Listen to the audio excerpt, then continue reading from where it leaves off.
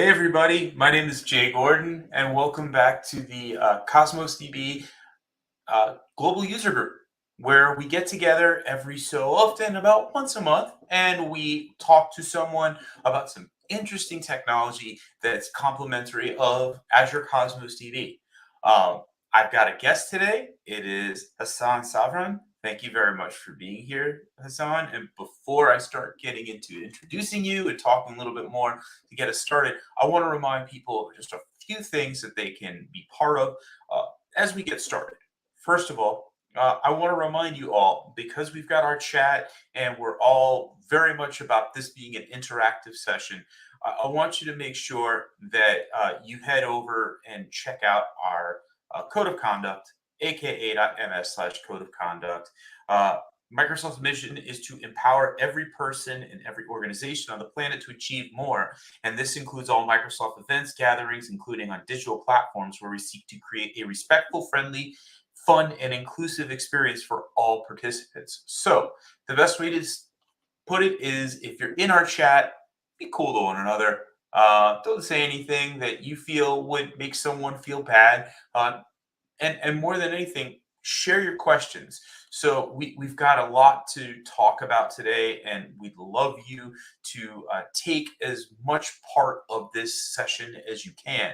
And one of the great ways you can do that is by leaving your comments. And so leaving comments in the different platforms that you're in, we'll get them, we'll see them. Your questions will go to our guest to make sure that you can get some information on what he's talking about today. And so you can ask questions and leave them during the meetup.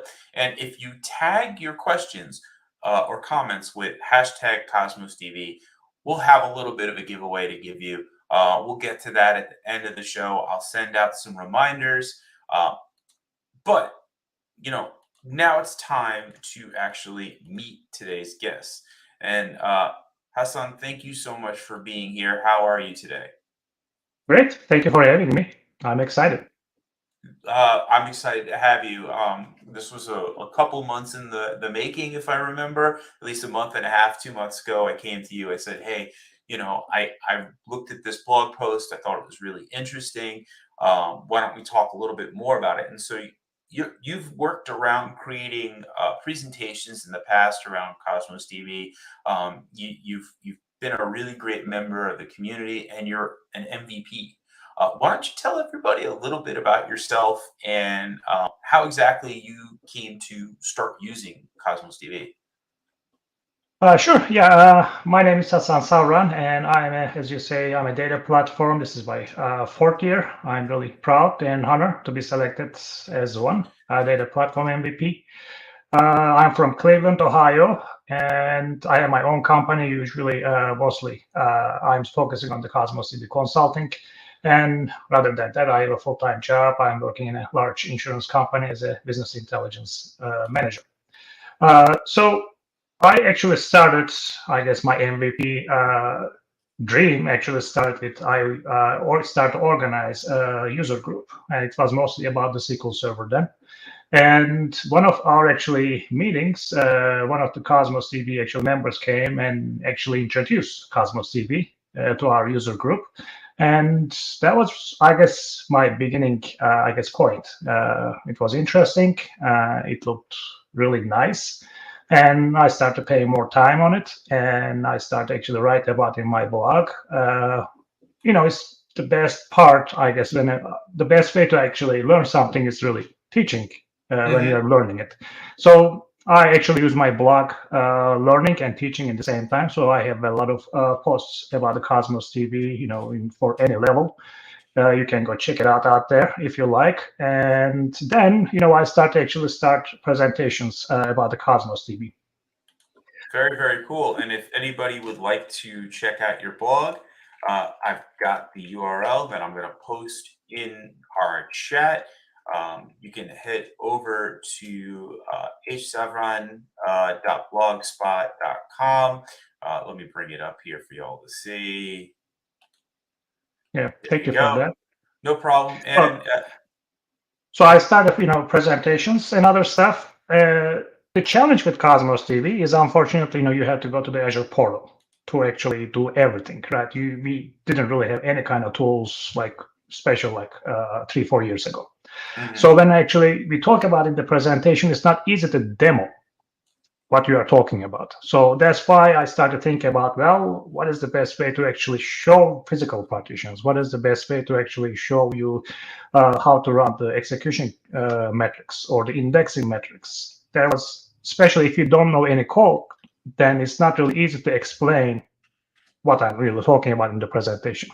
So that's why actually I started the VS Code extension, and well, I guess here we are. It's almost 900. It has 900 users, and I'm proud of it. It is totally free, and I'm looking for any kind of feedbacks from you. If you think that there should be more features on it, whenever I have time, I will try to kind of work on it and add those features. Yeah, absolutely. And so if you have questions and comments, I really believe that your best way of working with us today is leave them in the comment section and send us what you think you'd like to see as features. I want to also say hello to Sarah. She's in our chat today. A great member of the community and a future guest on this user group. Looking forward to hearing from her. And if you'd like a little shout out in the chat, feel free. Our community members are why we do this. So today, your focus is going to be on Cosmos DB SQL Studio. As you mentioned, it is a VS Code plugin or extension rather, that allows you to do some visualization around your Cosmos DB data. It looks like you've got a ton of features around it, so you can connect to the SQL API using your connection string. You can take a look at your container's partition keys, unique keys, conflicting policies, regions, failover policy, consistency level, storage information, the free tier, and database backup type. All this is super useful. You basically got this started, if I'm right, because you wanted to be able to show off those demos better, right? Is that what I'm gathering?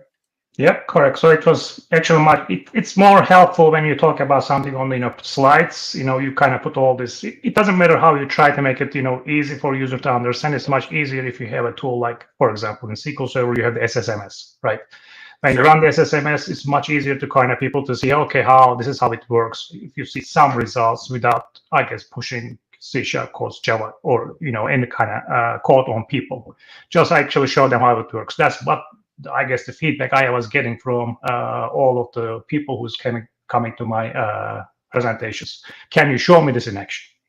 So then I came up with the VS Code and tried to kind of put all those presentation topics and try to figure out, okay, what is important, what features I guess, add to the VS Code. Sure. So that's where we are right now.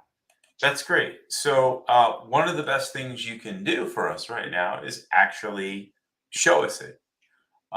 So I'd love to take a look. I'm going to bring your screen up and give you an opportunity to talk a little bit about how people can get started using the extension, which should be as easy as going into the extension tab, and then how to connect to your database, how to do the things that you feel you can do best using this tool. All right. Yeah, I'm excited. So let me actually start first the architecture. So this was a kind of challenge with the VS Code. This is my first, I guess, VS Code extension. So in VS Code, everything has to be JavaScript or TypeScript. So because of that, I am using the JavaScript SDK for this extension. So since really the latest SDK is the .NET, and Java has the latest versions of the all the features, JavaScript comes from the back. So we might not have like all the, I guess, available neat features in JavaScript SDK, like for example, indexing metrics. In that case, what I did is actually I use the REST API.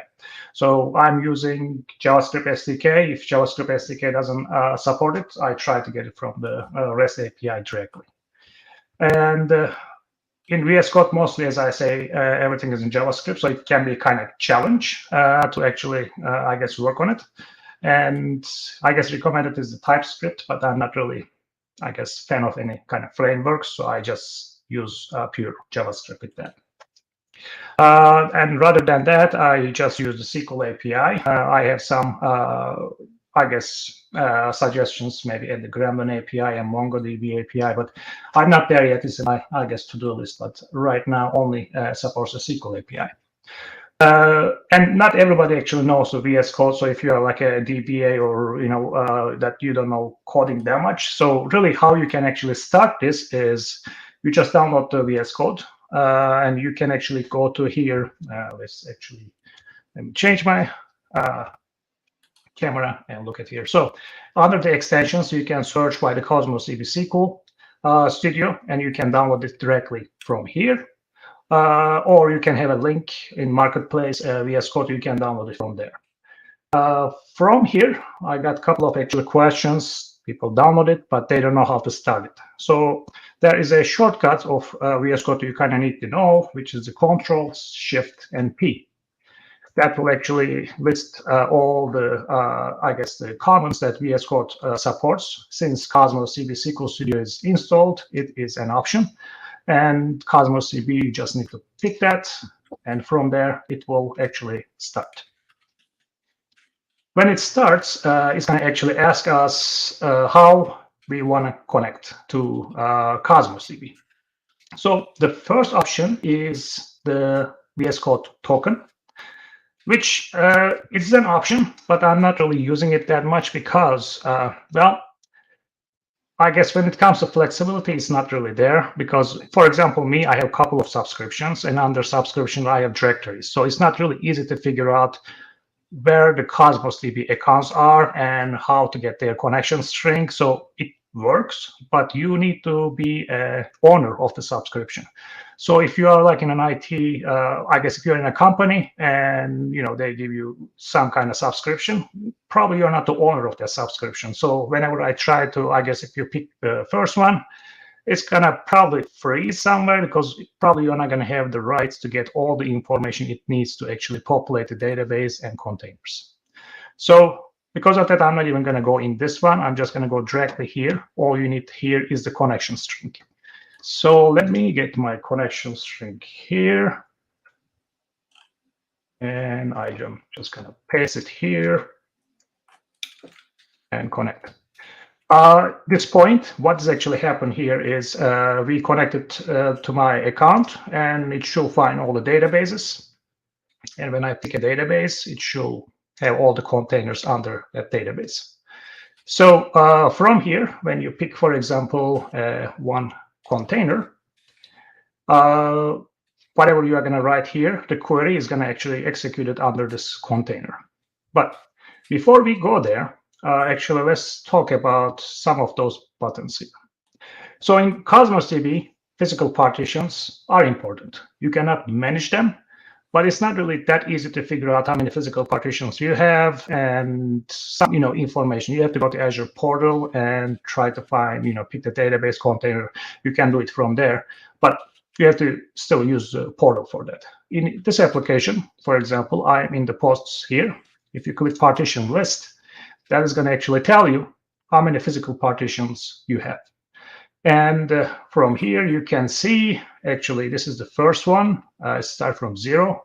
It's going to this hex code. From here, it goes hex code to hex code. You can see that I have 5 of them. Very interesting thing I found is this hex code you see here. If I actually copy that, and I mean, this is really not useful, but it was very interesting. So if I'm going to actually put this in here, right, 05 C1 E8, it's the color of the Azure, believe it or not, which is interesting. So it's just, I guess, FYI, right? So all of those are actually Azure color codes. Anyway, so this is the physical partitions. It is important, especially if you're running the query. If you have more than one, you want to be sure that you are using your partition key because it's going to cost you much more if you don't. So for example, I have another container here. If I look at this one, I have only one. So it really doesn't matter if I put my, I guess, partition key or not. Application is gonna, or SDK is gonna know where the physical partition is anyway. So also, if you want to know what your partition key is, you have option here, the point read. This point read actually tells you what the partition key is. So post 0 is partition key since there's no partitions in it. But if I go here, you can see that my partition key is post ID for the posts container. Application lets you actually run a query, or it lets you execute a point read function, point read feature directly from here. Now, let's see, I just don't want to forget anything here. And the other thing we have is the indexing policy. And indexing policy is depending on the container here. So if you look at it here, for example, for the posts container, it tells you all the indexes you have. Included, excluded, all the composite indexes are here. So if I change this one, as you can see, indexing policy is getting refreshed. So we have a question from our audience, and I'd love to share that with you now, if you don't mind. I think it's a pretty easy one for you. Can we get logical partitions along with the physical partitions in the visualization? In the visualization. So the only way you can actually do that is really the point read. So when you say visualization, if I click here, well, it's fine with the physical partition, multiple ones. So no, today, I cannot list you the logical partitions under the physical partitions. I am not sure even that is available. Since I'm using the JavaScript SDK, I'm not sure. But that's a good idea. I might look into that. Yeah, I know that we. Let me take a look at the docs and see if you can check out metrics. Here are some basic DB use metrics that I'm going to throw into the chat. There, you can kind of get started if you want to take a look at it in the portal. But you've given Hassan a really good idea, and thank you very much for being part. Yep. Yeah, thank you for that. I think under metrics you can see, but I think it shows you the large ones. I don't think it displays all of them, if I remember right.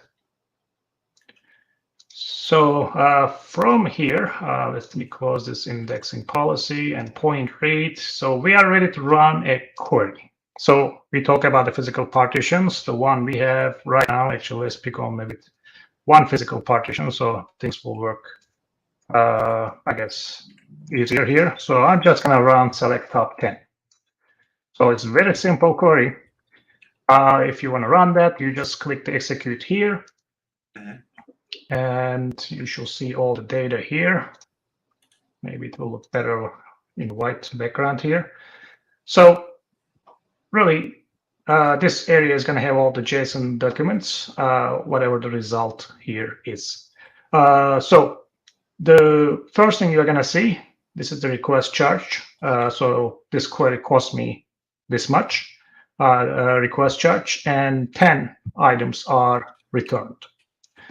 So in here, I think I would like to actually demo how this is going to work with the multiple, I guess, physical partitions. Before that, actually, let me show you this too. This is going to give you the execution metrics of this query. So there was only one request happened to Cosmos DB, 10 documents are returned, and 10 of those documents are actually coming from the indexes. So those are matching. So we are happy. Everything, and those are in milliseconds here, all the numbers.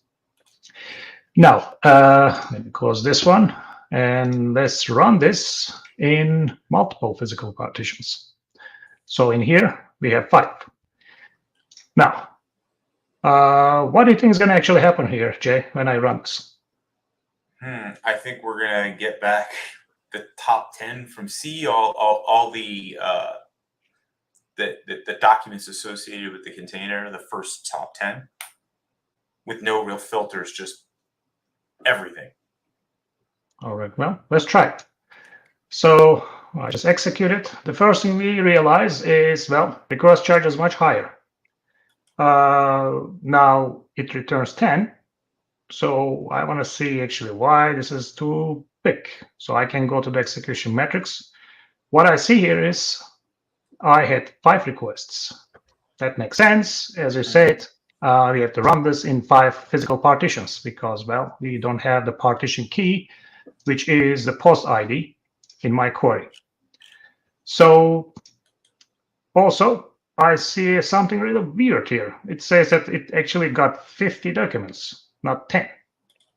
Okay. And then I can just click here and look at the numbers. So as you can see, this statement went to each partitions, and each partition returned 10 because, well, they don't know about each other, right? So they just return whatever you're asking for.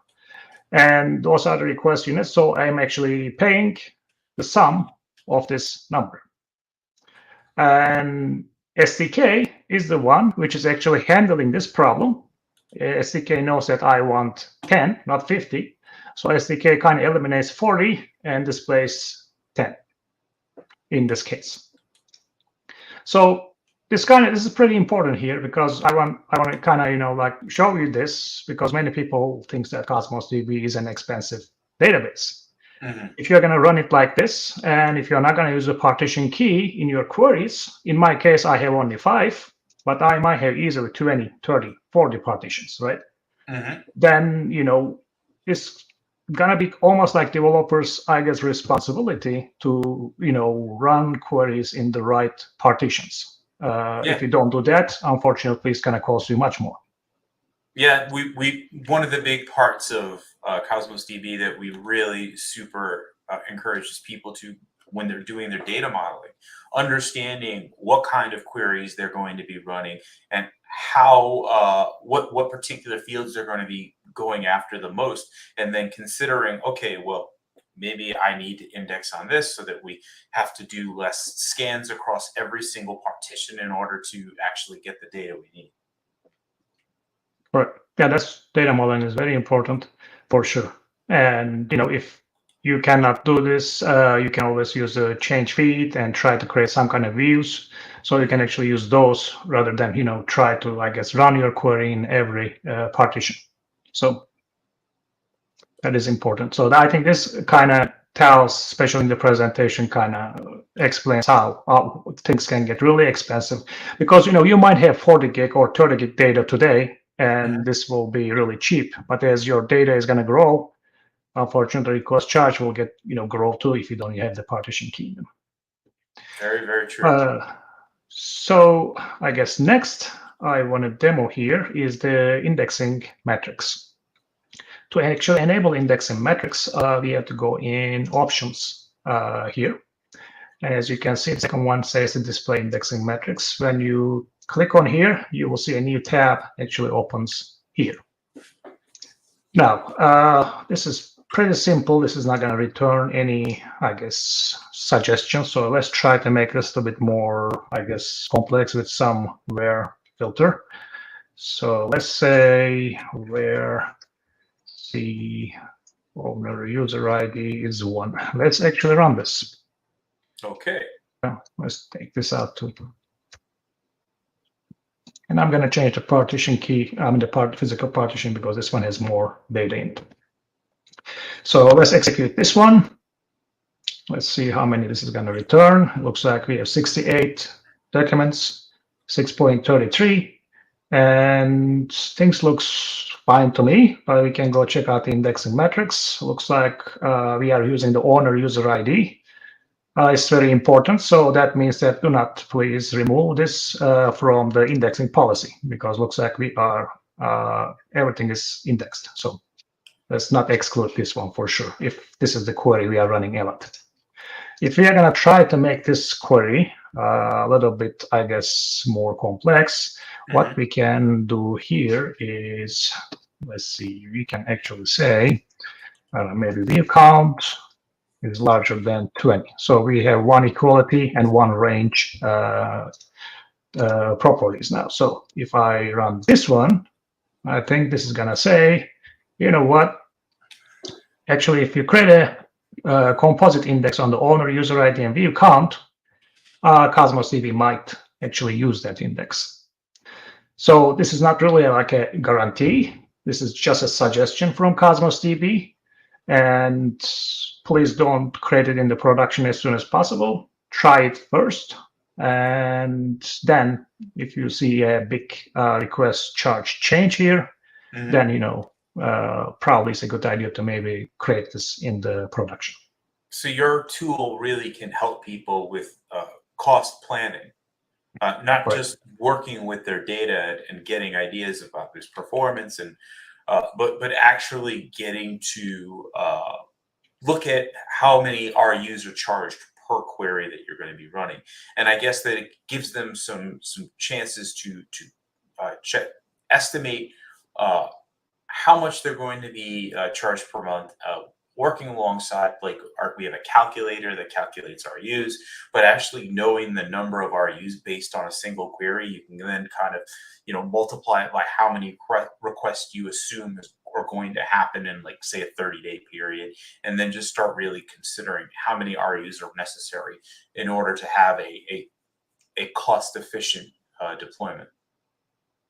Correct. So the indexing metrics is coming from the Cosmos DB. And so this is the part that actually I had issues with the JavaScript SDK, because when I wrote that, JavaScript SDK did not support the indexing metrics. So I was not able to actually retrieve that. So what I actually do here is the main reason that you are really checking this here. When you check here, actually I am calling the REST API to retrieve the data. And I'm getting the retrieve. When I retrieve the data, I put the HTTP header to actually get the indexing metrics too. And that's how actually I'm able to get and show this all the indexing metrics here. So that was one of the challenges that I had to work with. But it's working great now. Great. So the next here I am gonna demo for you is max item number. Max item number can be tricky. The default is 100. So what's really happening here is, if you look at here, we have only 6 items. So this is really not going to be a good one for that. So let me say top 200. And let's try to, or maybe let's do 250. So when we execute this one, we don't like, oops.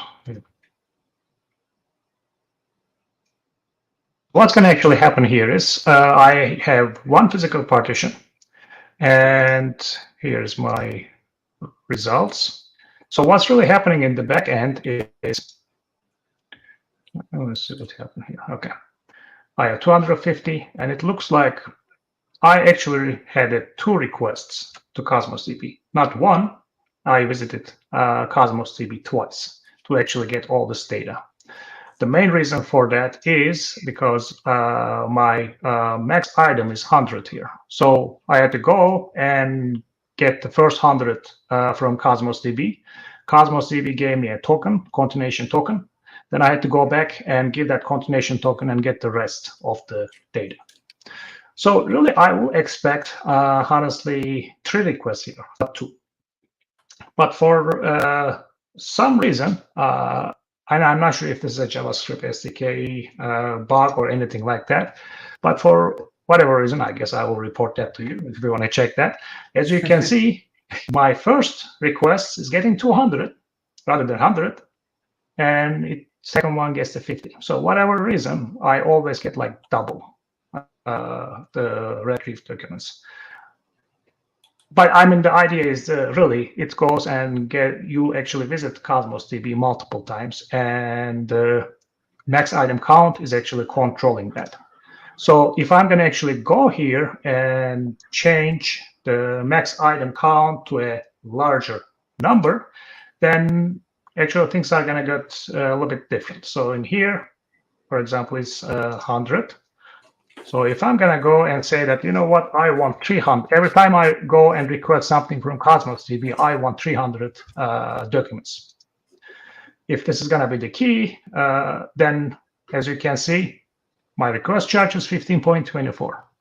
So if I'm going to run this again here, my expectation is going to be that request unit is going to be a little bit less than 15.24. As you can see, it's 10.75 because, well, we have to visit Cosmos DB once, not twice. So I'm not really saying that always go and increase that number. That's from case to case, but just, you kind of need to watch that. And depending what you are trying to do, by increasing or decreasing that number, you can actually make things cheaper and faster or more scalable. And that's what we want. We want things to be more affordable so that we can get more out of our applications. Right. Absolutely. Correct. So as you can see that you can actually control and use this VS Code extension easily from here. You can do that. All right. Next I have is data analyzer. So for that, let me actually take. That actually analyzer actually is a really good lead into a question we just got. Okay. Someone just asked, while updating the documents, we get lots of 429s, too many requests, error messages. If the RU is set to scalable and the throughput is shared, is there anything we can analyze using this Cosmos DB Studio? So can you analyze the queries to figure out why exactly they're running into all these 429s?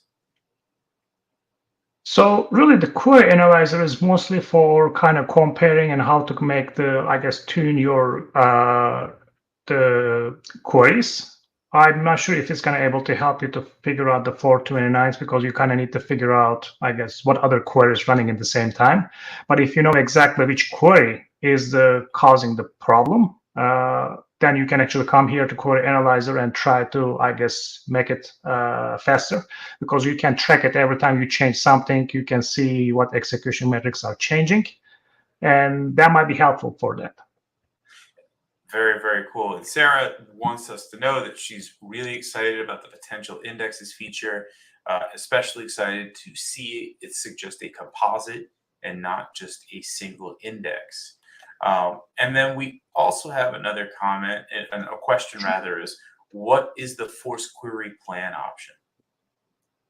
So force query option is a tricky one. And so this is mostly, so whenever actually Cosmos DB try to run and execute, the aggregated data, or if you have multiple partitions.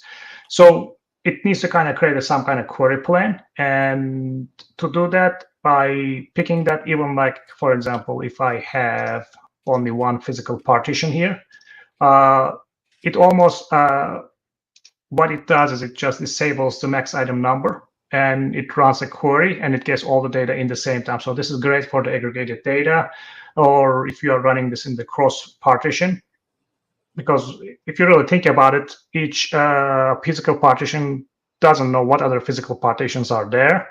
So sometimes just running the create the query partition in the beginning is can be faster if your query actually has a lot of aggregates, or if you have to run this in the cross partition query.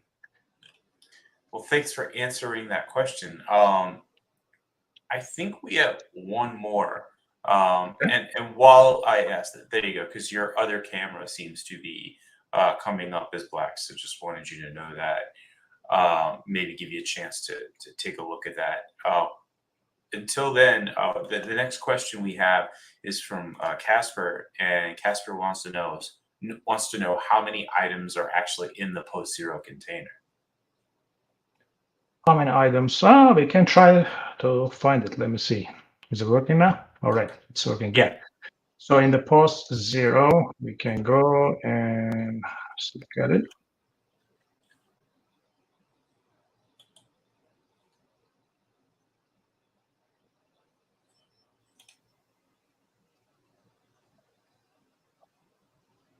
So now you're just giving a simple query to get that data back. 790,000 documents. So it's reading against a pretty sizable data set. Yeah. Well, those are our questions, so please feel free to jump back into what you wanted to show us. All right, thank you. So the next I'm going to actually show you is the data analyzer. So data analyzer, let me actually run one query here and look at the data first.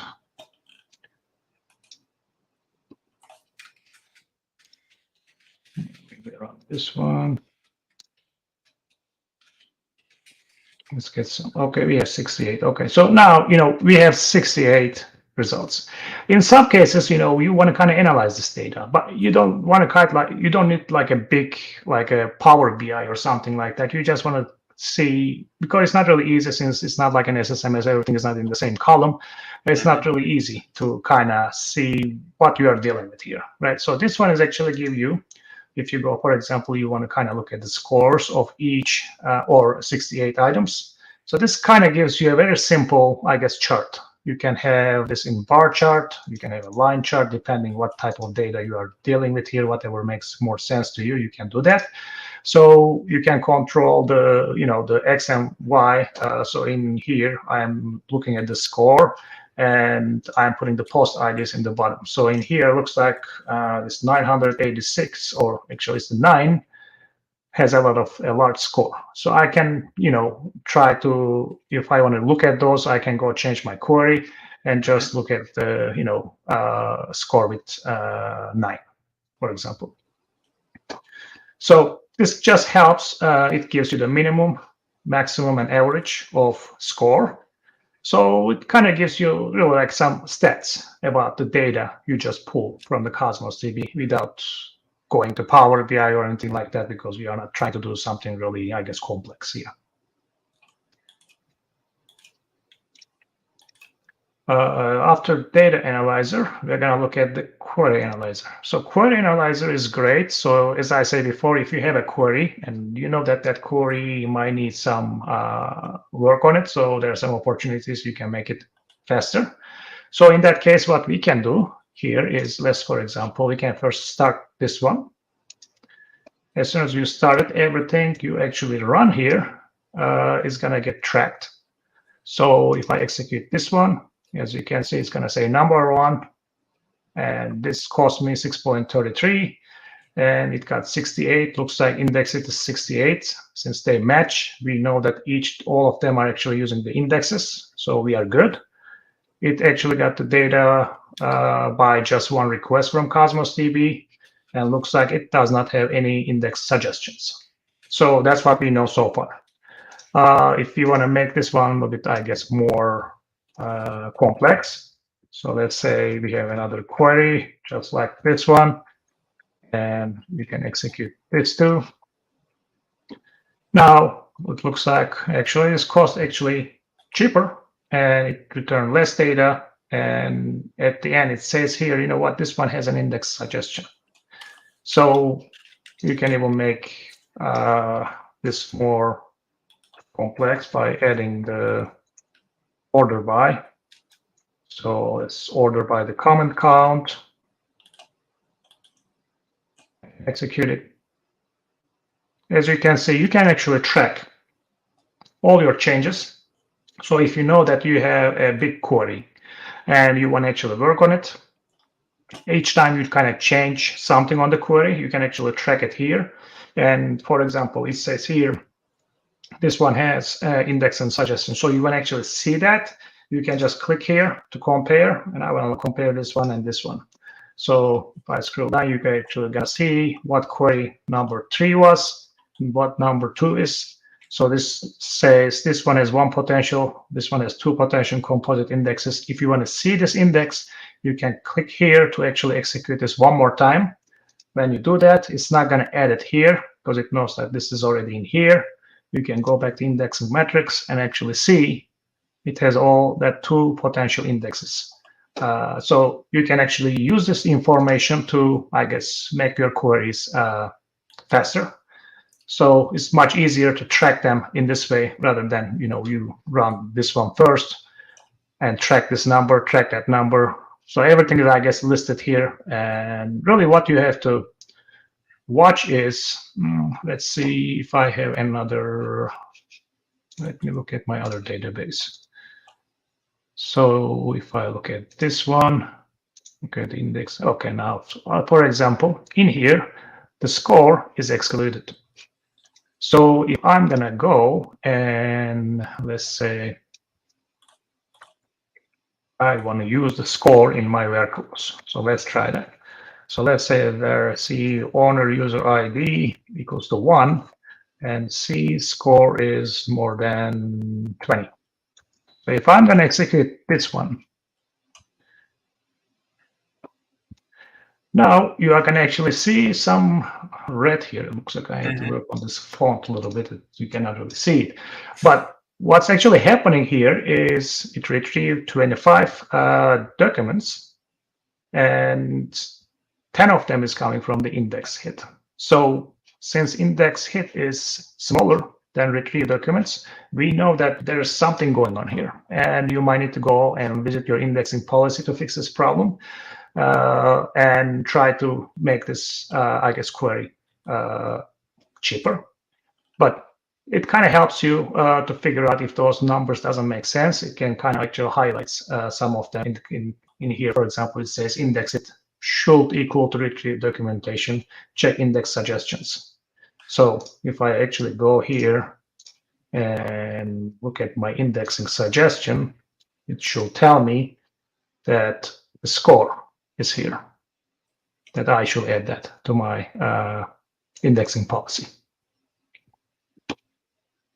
Very cool. Very cool. It's so great to be able to see tooling that'll help you make better decisions around your data modeling and your query strategy around partitions. And it seems like you've really were thoughtful when you built this tool for VS Code about how to help people best optimize how they're working with their data. Yeah, thank you. I try my best. And most of this tool is about reading the data. There's nothing to changing the data or updating the data. I think Azure Portal is doing a great job there. But when it comes to figuring out tracking what is really happening, I think this can help you. And yeah, I'm still working on this. Query Analyzer was the latest addition to the tool. And I'm still working some other stuff. But as I said before, if you have any other ideas or any other kind of I guess items here you want to add to this list, which might make more sense to you and to everybody, I'll be more than happy to kind of add those too. So if I'm right, the tool is a read-only tool, which actually, so that actually creates some safety for people when they're working with their data, because you don't want to be worried about a query that'll actually modify data if that's not what you're looking to do. So I think that that's another thing that I think is thoughtful, is creating a tool that says, you know what, we're just here to read the data. We don't want to manipulate anything and potentially change an item that we don't necessarily think should be changed. Correct. And I mean, it's kind of, especially when it comes to indexing metrics, it will be kind of nice to say that maybe put some button here, say add, so you can actually add the indexing policy. Will make your life easier. But, I mean, do you really want to do that directly in production without testing it? Not really. So that's why I didn't feel like I should add, I guess, update or changing the indexing policy options or anything like that. So I just want to focus on how to make the, I guess, queries better, how to make it more easier to see, like physical partitions and all other features of Cosmos DB for now. Maybe in future I might work on it, but yeah. Sounds good. So we've got about, in the hour, we got about 15 minutes left. If you'd like to show us anything else, I'd be happy to see. Oh yeah, I have one more thing.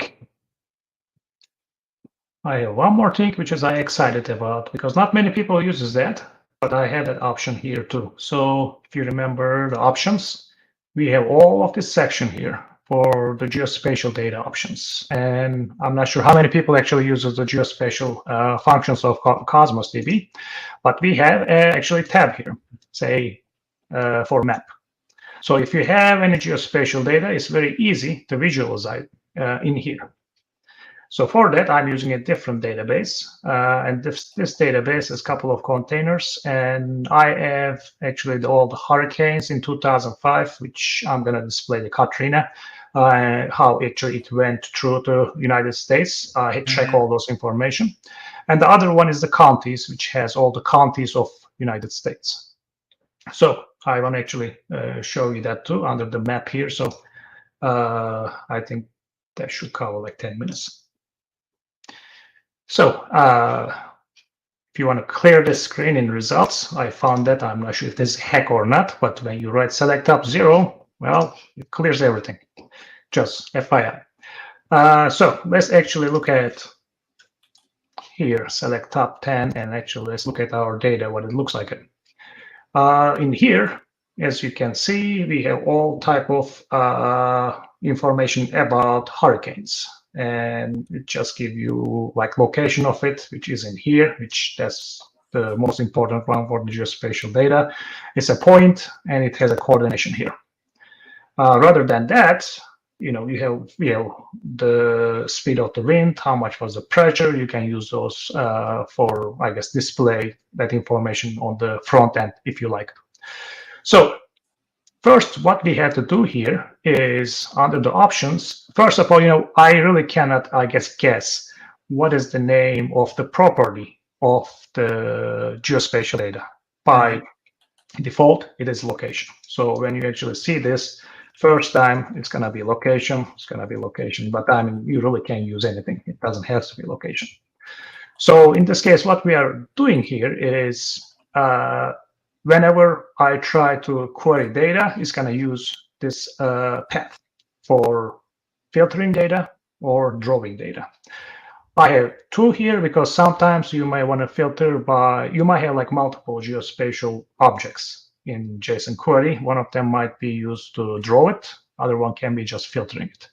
So in this case, we don't. We have only one. So both of them are location.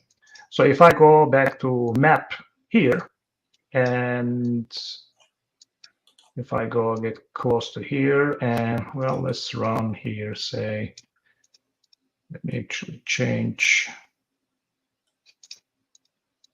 this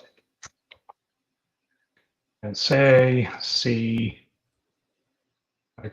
name. Let's check it again one more time. Okay. Name. Yep. So I'm going to say name. Copy. Execute that. Looks like it's not in here. So let's try this one. So it looks like Katrina has 34 points. Now, if you actually go to map, since I know the location actually has the geospatial data, I know how to display them on the map. So you can actually see it on a map, your data. Very cool. And options is the one which is controlling that here. The second thing you can do here, you can just clear all this stuff.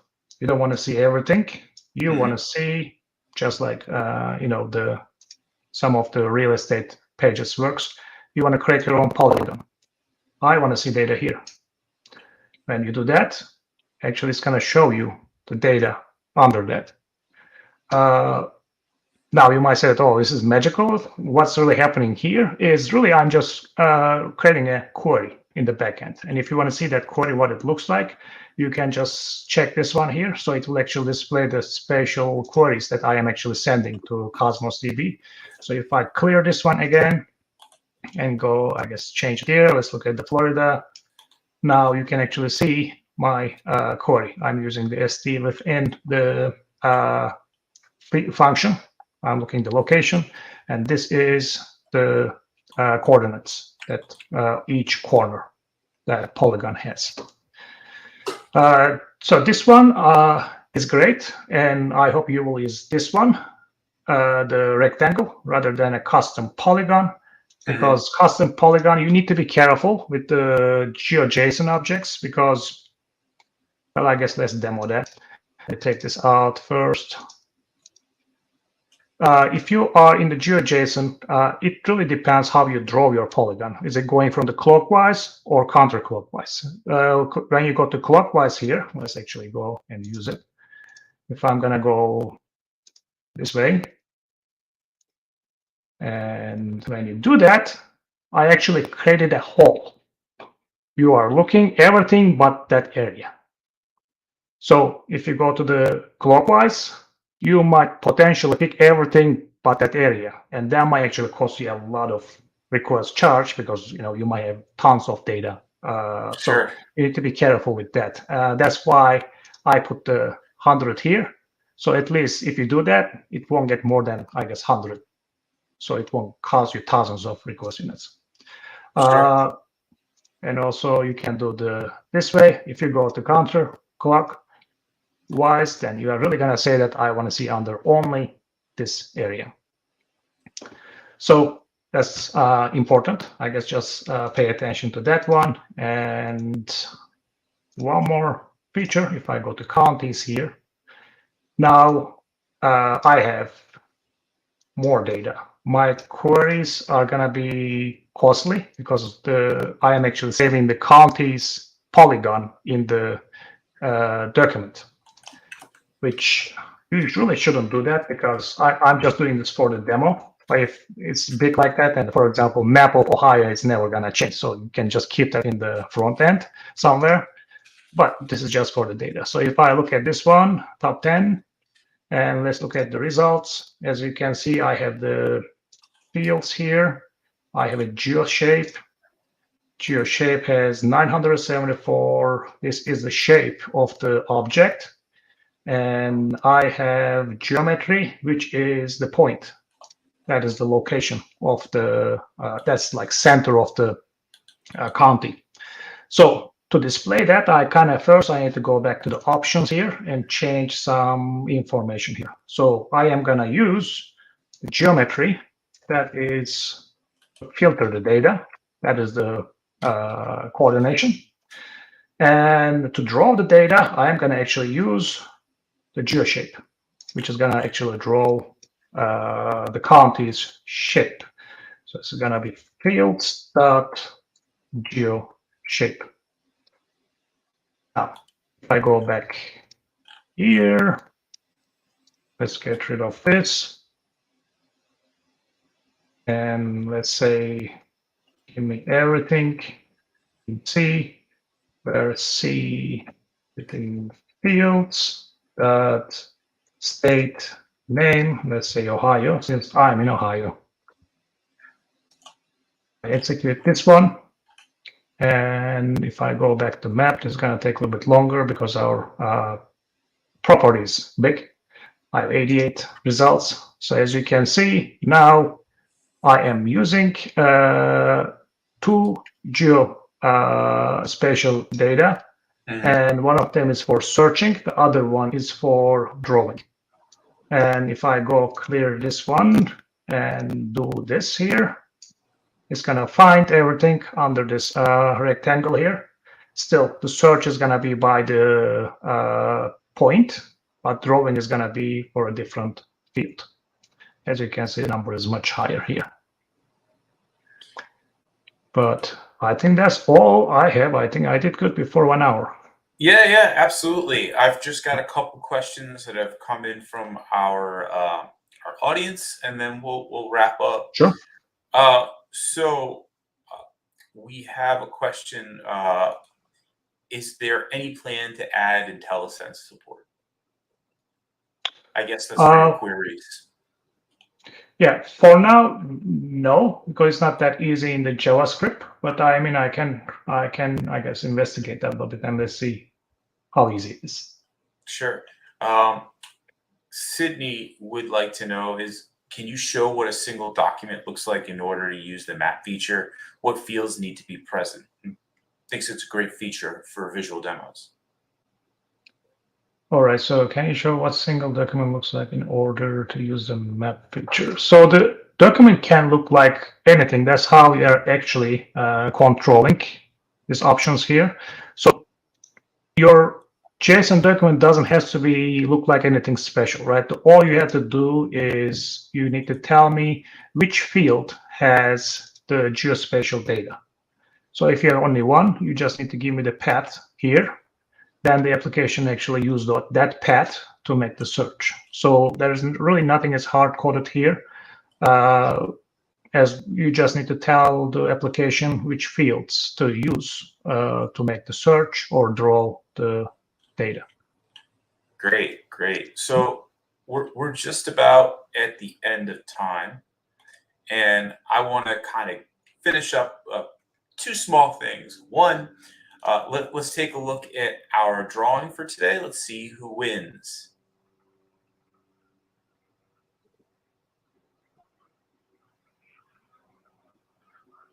Casper, you won. Thank you for asking all your questions and being part of this today, Casper.